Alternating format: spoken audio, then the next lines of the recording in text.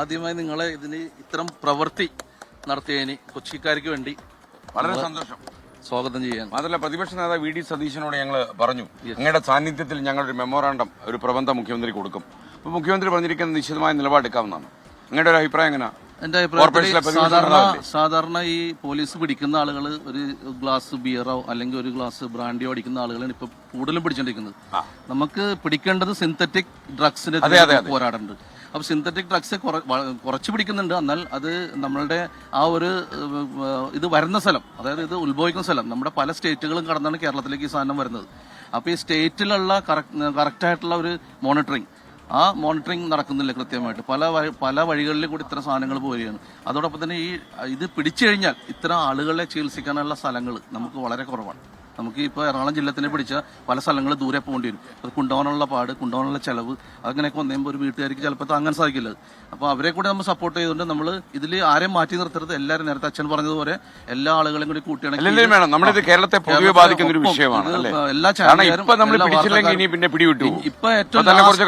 ഇപ്പൊ ലാസ്റ്റ് ടൈമാണ്. ഇനി ഇത് പിടിച്ചില്ലെങ്കിൽ നമ്മൾ ഇവിടെ അവസാനം പോയി നെക്സ്റ്റ് ജനറേഷൻ വിടും. അപ്പൊ അത്തരം കാര്യങ്ങൾക്ക് വളരെ നിങ്ങൾ ഒരു സ്റ്റാർട്ട് കൊടുത്തതിന് വളരെയധികം നന്ദി അറിയിക്കും. താങ്ക് യു പ്രതിപക്ഷ നേതാവേ. ചോദിക്കാനുണ്ടോ? അല്ല, ഈ നഗരസഭാ പരിധിയിലും നമ്മുടെ ടൗൺ ഏരിയയിലും ഒക്കെയാണ് കൂടുതലായിട്ട് കേസുകൾ റിപ്പോർട്ട് ചെയ്യപ്പെടുന്നത്. വലിയ പരാതിയുണ്ട്. കോർപ്പറേഷൻ എന്താ ചെയ്യാൻ പറ്റും? ഞങ്ങൾക്ക് കൗൺസിൽ മീറ്റിംഗ് ഉണ്ട്. അതിൽ ഞങ്ങൾ ഇന്ന് ആവശ്യപ്പെടാൻ പോവുകയാണ്. നമ്മൾക്കൊരു RRT സംഘം ഉണ്ട്. സാധാരണ കോവിഡ് കാലത്തൊക്കെ വർക്ക് ചെയ്യുന്ന അത്ര RRT സംഘത്തിലേക്ക് ഈ എക്സൈസിന്റെയും പോലീസിന്റെയും ആളുകൾ അവരെയും കൂടി ഉൾപ്പെടുത്തിക്കൊണ്ട് ഒരു ഡ്രൈവ് നമ്മുടെ ഓരോ ലോക്കൽ ഏരിയകളിലും, അപ്പൊ ചെറിയ ഏരിയകളിൽ തന്നെ നമുക്ക് ആക്ഷൻ പ്ലാൻ ഏറ്റവും ഗ്രാസ് റൂട്ട് ലെവലിൽ നമുക്ക് ഇതിനെക്കുറിച്ച് അറിയാനും ഇതിനെക്കുറിച്ച് ഇൻഫർമേഷൻ തരാനൊക്കെ ഉള്ളതായിട്ടുള്ള ഒരു കാര്യങ്ങൾ വേണമെന്ന് ഇന്നത്തെ കൗൺസിലിൽ ഞങ്ങൾ ആവശ്യപ്പെടുന്നുണ്ട്. എല്ലാ സ്ഥലത്തും ജാഗ്രതാ സമിതികൾ. അപ്പൊ വിജയകുമാർ, നമ്മുടെ അമ്മമാരൊക്കെ നമ്മുടെ ഈ ഇമ്പീരിയൽ ക്ലാസിക് ക്രൂയിസിൽ കയറി കഴിഞ്ഞു. എന്തോ കാര്യം ഓണേഴ്സ് വെൽഫെയർ അസോസിയേഷന്റെ സംസ്ഥാന പ്രസിഡന്റാണ്. ആദ്യം തന്നെ 24 ഞങ്ങൾ പ്രത്യേകമായിട്ട് നന്ദി അറിയിക്കുന്നു. ഞങ്ങള് പിന്നെ പോലീസിലും എക്സൈസിലും ഒക്കെ സംസാരിച്ചിട്ടുണ്ട് ഇങ്ങനെ ഡ്രഗ്സുമായിട്ട് ബന്ധപ്പെട്ടിട്ട്.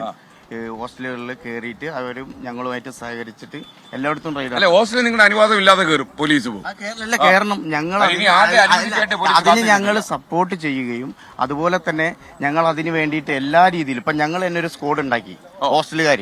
എന്നിട്ട് എല്ലാ ഹോസ്റ്റലുകളിലും കയറിയിട്ട് അത് ഡ്രഗ്സുമായിട്ട് ബന്ധപ്പെട്ട് എല്ലാ ഹോസ്റ്റലുകളിലും അത് തിരയുകയും അങ്ങനെയുള്ള കുട്ടികളെ ഞങ്ങൾ പുറത്താക്കുകയും ചെയ്തു. പക്ഷെ ഞങ്ങൾക്കത് പോലീസിനെ ഏൽപ്പിക്കുമ്പോഴത്തേക്ക് ഇപ്പോൾ ഒരു ശതമാനത്തിന്റെ ഒക്കെ കണക്കുണ്ട്, ഇത്ര ഗ്രാമമൊക്കെ കണക്കുണ്ട്. പക്ഷെ നമ്മളെ സംബന്ധിച്ച് ഇപ്പോൾ ഹോസ്റ്റലുകളിൽ തന്നെ ആളില്ല. എന്താ കാരണം എന്നറിയോ? ഈ ഡ്രഗ്സ് ഉപയോഗം ഹോസ്റ്റലുകളിൽ അനുവദിക്കില്ല. ഞങ്ങൾ എല്ലാവരും ജീവിതമാർഗവുമായിട്ട് അല്ലാത്തവരും മതി. അങ്ങനെ അതുകൊണ്ട് എന്താ വെച്ചാല് വീടുകളുടെ മുകളിൽ റൂം എടുത്തിട്ടാണ് പിള്ളേർ മൊത്തം താമസിക്കുന്നത്. ഇവിടെ നൈറ്റ് നടക്കുന്ന കുട്ടികൾ, പെൺകുട്ടികളും ആൺകുട്ടികളും ഒക്കെ ഹോസ്റ്റലുകൾ കേന്ദ്രീകരിച്ചില്ല. അവിടെ ഒരു ടൈം കഴിഞ്ഞാൽ ലേഡീസ് ഹോസ്റ്റലൊക്കെ ക്ലോസ് ചെയ്യും. പക്ഷെ ഇതിന് നിയന്ത്രണങ്ങളില്ല. ഇത് ഞങ്ങൾ അധികാരികളോട് ഒരുപാട് പറഞ്ഞിട്ടുണ്ട്. പക്ഷെ അവർക്ക് നിയന്ത്രിക്കാൻ സാധിക്കുന്നില്ല. കാരണം എന്താ വെച്ചാൽ കഴിഞ്ഞ ദിവസം തന്നെ ഒരു SI എൻ്റെ അടുത്ത് പറഞ്ഞു, ഈ കുട്ടികൾ നിന്നിട്ട് ഒരു പെൺകുട്ടി ആൺകുട്ടി നിന്നപ്പോൾ ഇദ്ദേഹം പറഞ്ഞു മക്കളെ പോകാൻ പറഞ്ഞു. ഞങ്ങൾ ഇവിടെ നിൽക്കുന്നത് എന്താ? ആൺകുട്ടികളല്ല പറയുന്നത്, പെൺകുട്ടികളാണ് പറയുന്നത്. ഞങ്ങൾ ഇവിടെ നിൽക്കുന്നത് എന്താ? പക്ഷെ പേരൻസ് ഇത് ശ്രദ്ധിക്കുന്നില്ല. ഹോസ്റ്റലുകളിലാണെങ്കിൽ ഈ പേരൻസിന് എന്ത് ചെയ്യാം? അവിടുത്തെ വാർഡന്റെ നമ്പർ വാങ്ങിയിട്ട് ആഴ്ചയിൽ 2 പ്രാവശ്യം വിളിച്ചു നോക്കിയാൽ ഈ പ്രശ്നം തീരാവുന്നതേ ഉള്ളൂ. പക്ഷേ റൂം ജാഗ്രത ഉണ്ടല്ലോ നിങ്ങളുടെ ഭാഗത്ത്. തീർച്ചയായും ഞങ്ങൾ ജാഗ്രത ഉണ്ട്. ഞങ്ങൾ